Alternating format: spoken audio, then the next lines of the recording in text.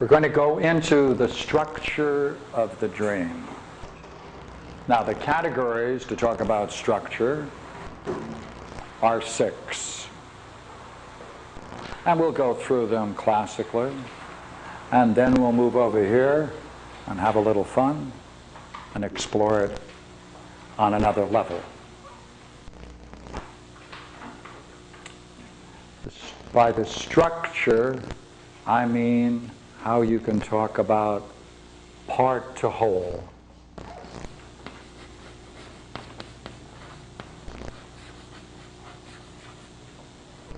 Now we're going to leave structure in order to get to function, because no matter how much you know about the structure of something, it doesn't in itself reveal its function. So first, there's a purpose to dreams, and that's to solve something or to resolve it. That presupposes then that the dream focuses on the nature of obstacles, for when those obstacles are overcome, then the purpose has been achieved. Every dream has a substance. What's the substance? When you take all the objects, it's not nothing, it's something. Therefore, it supposes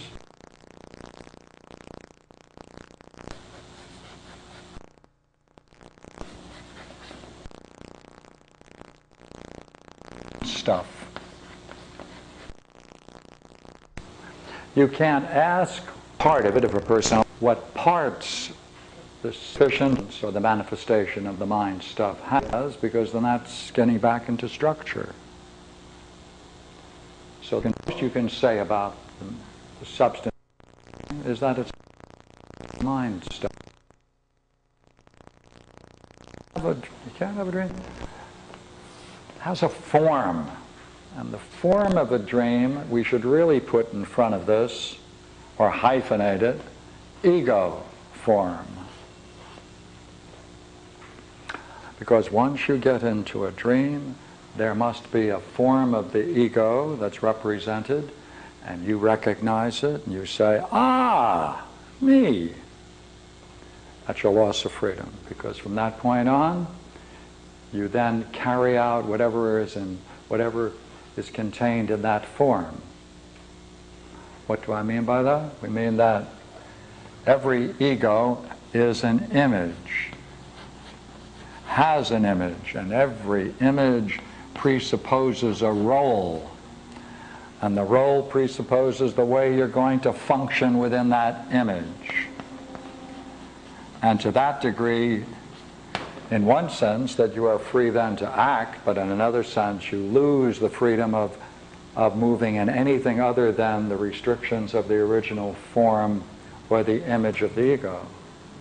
Everything else in the dream, all the furniture, as it were, that's what we're calling the objects of a dream. And then, of course, in every dream there's going to be some mobility or motion or action taking place. And every dream has a goal. It's going towards somewhere. It's complete.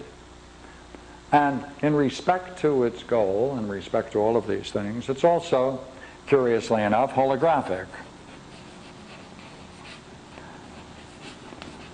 By that, you can take any part of it. If a person only has one scene in a dream, it's sufficient to then extrapolate the whole. Not to the same depth, but sufficiently so that you can see features of the whole. That's the structure of the dream. That's what we mean by the structure. Formal, that's what it is. Now, when we get a dream, and we look at it and study it, it's very clear that after you've dealt with dreams, there's a certain order and design to them. It shows intelligence.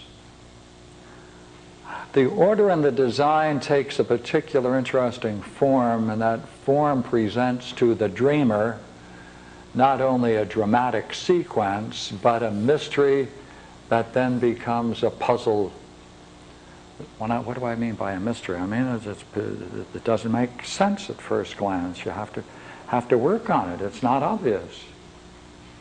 And therefore, it's a mystery. When you then take it on yourself to solve, it's your puzzle.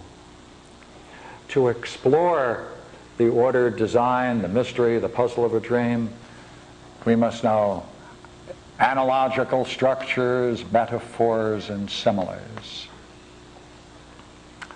Then, once we played on those levels in a dream, then we can seek the reference. What is each one of these objects? What do they relate to? That gets us on the quest for meaning. That's its application. Once we see that, then we can play with consequences. That's the most important part. But once you take this,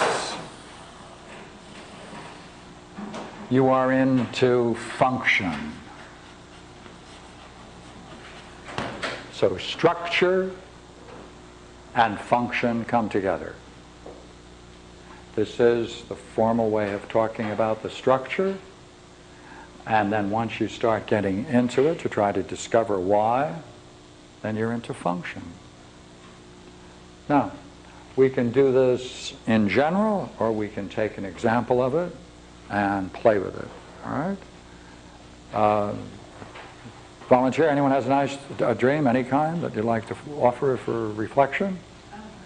All right. Could you read it and I'll sketch it out? Now, when you have a dream, it is essential that you capture the order and the design of it and keep your mind on the order and the design, and therefore you have to sketch it out. Why? So that you don't become the problem or the puzzle, it becomes the problem. Therefore you have to objectify it. You put it out there, and that's why I have the chalk and the board. So, all right, thank you first for offering it. Could you read it, and I'll put it up on the board. I was at some sort of a party. You're at it. I was at some sort of a party. That's good. Hold it. Go ahead. It seemed to be primarily women that were there. Who? It seemed primarily to be women that were there. That's what I thought you said. My gosh, I can easily draw women out of that. And for some reason, I think it was Cheryl Lynn, someone I know, S-H-E, who was taking me around and introducing me to everyone. All right.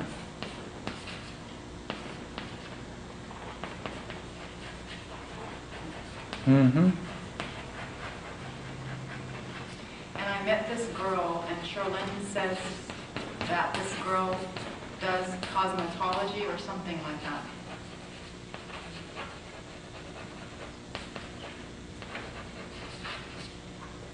And she had her hair pulled back.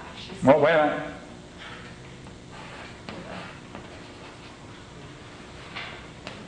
She seemed, I'm not sure, she seemed Filipino. She had really dark skin. She was very nice. She was telling me where the shop was located at where she worked.